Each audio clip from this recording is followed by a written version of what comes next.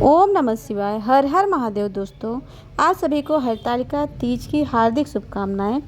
दोस्तों, हरतालिका तीज का दिन बहुत जल्द आ रहा है और हम सभी महिलाओं को, कंवारी कन्याओं को इस दिन का बेसब्री से इंतजार रहता है और हम सभी हफ्ता 10 दिन पहले से ही तैयारियों में जुट जाते हैं। इस दिन गौरी शंकर का पूजन किया जाता है। यह व्रत हस्त नक्षत्र में होता है।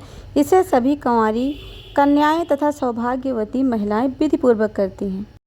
इस व्रत को करने से कुंवारी कन्याओं को मनचाहा वर मिलता है और सुहागिन स्त्रियों के सौभाग्य में वृद्धि होती है तथा शिव और माता पार्वती उन्हें अखंड सौभाग्यवती रहने का वरदान देते हैं। कहते हैं बहुत कठिन तपस्या के बाद पार्वती माता ने भगवान शिव को पाया था।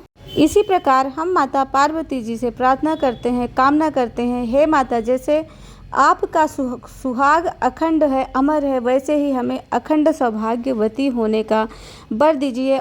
और जो कुंवारी कन्याएं हैं, माता पार्वती जी से अच्छे वर की कामना करती हैं और उनका विधिवत पूजन अर्चन करती हैं।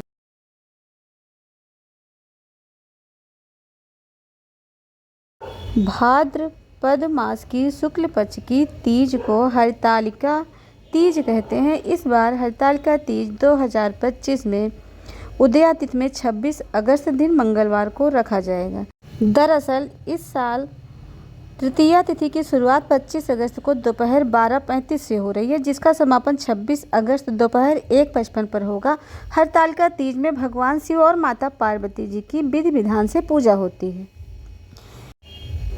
इस साल शिव और पार्वती जी की पूजा के लिए 2 घंटे 35 मिनट का ही समय मिल रहा है। इस दिन महिलाएं अपने पति की लंबी आयु के लिए व्रत रखती हैं।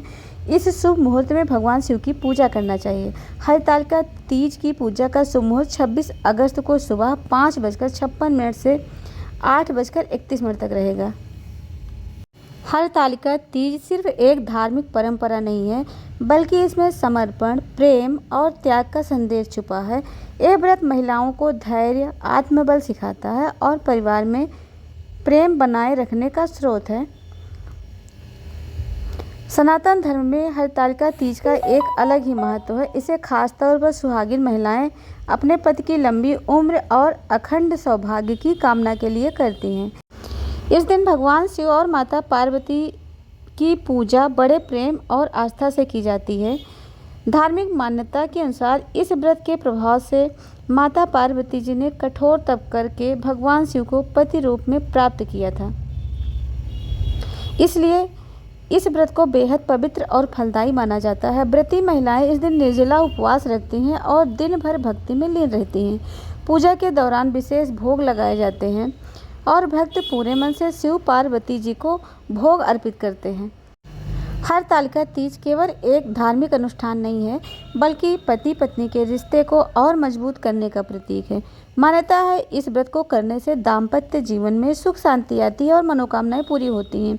इस दिन महिलाएं सुंदर वस्त्र, गहने और मेहंदी लगाकर पूजा करती हैं। शिव पार्वती जी की कथा सुनना और मन में उनका स्मरण करना इस व्रत का महत्वपूर्ण हिस्सा है। हरतालिका तीज में भगवान शिव और माता पार्वती जी को मिठाई और खास व्यंजनों का भोग लगाया जाता है।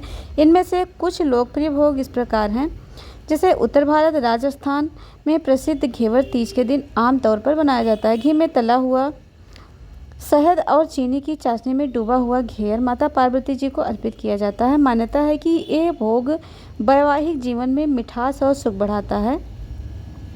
दूध और चावल से बनी हुई खीर भी माता पार्वती और भगवान भोलेनाथ को अर्पित की जाती है, क्योंकि चावल की खीर पवित्रता का प्रतीक मानी जाती है। इसे इलायची और मेवों से सजाकर शिव पार्वती जी को अर्पित किया जाता है। भोग के बाद इसे प्रसाद के रूप में परिवार के साथ ग्रहण किया जाता है।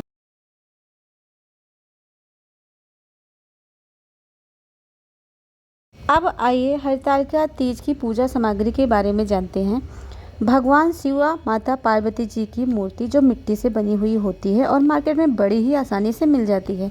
घी का दीपक, अगरबत्ती, धूप बत्ती, पान, बाती और कपूर, सुपारी, साबुत नारियल, चंदन, इलायची, लौंग, भोग के लिए केले या फिर जो ऋतु वाले फल हों, कलश में आम के पत्ते, केले के पत्ते, धतूरा, फूल, बेल के पत्ते, और चौकी, समी के पत्ते, 16 श्रृंगार की वस्तुएं जैसे काजल, कुमकुम, मेहंदी, बिंदी, सिंदूर, चूड़ियाँ और लाल चुनरी आदि 16 श्रृंगार में शामिल करना चाहिए।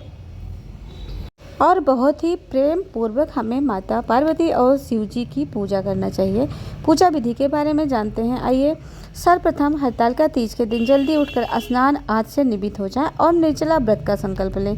इस दिन हरे रंग के वस्त्र और चूड़ियां धारण करें। पूजा स्थल की सबसे पहले अच्छे से साफ सफाई के बाद एक चौकी पर लाल रंग का कपड़ा बिछाएं। अब इस चौकी पर भगवान शिव और माता पार्वती जी की मूर्ति स्थापित करें। सबसे पहले गणेश जी की पूजा करें और उन्हें तिलक लगाकर दूर्वा अर्पित करें। इसके बाद भगवान शिव को बेलपत्र और माता पार्वती जी को श्रृंगार की सामग्री अर्पित करें। अंत में शिव और पार्वती जी की आरती करें और सभी में प्रसाद वितरित करें। दोस्तों, हरतालिका तीज के दिन हमें बहुत ही पवित्र और शुद्ध मन से भगवान भोलेनाथ और माता पार्वती जी की पूजा करना चाहिए। इससे हमारा दाम्पत्य जीवन बहुत ही खुशहाल होता है तथा भगवान शिव और माता पार्वती जी का आशीर्वाद मिलता है। दोस्तों, इस वीडियो में बस इतना ही। आगे और भी महत्वपूर्ण जानकारी हम हरतालिका तीज से जुड़ी हुई लाएंगे। आप सभी को मेरा ये वीडियो पसंद आया हो तो आप मेरे वीडियो को लाइक, शेयर और चैनल को सब्सक्राइब तो ज़रूर से कर दीजिएगा।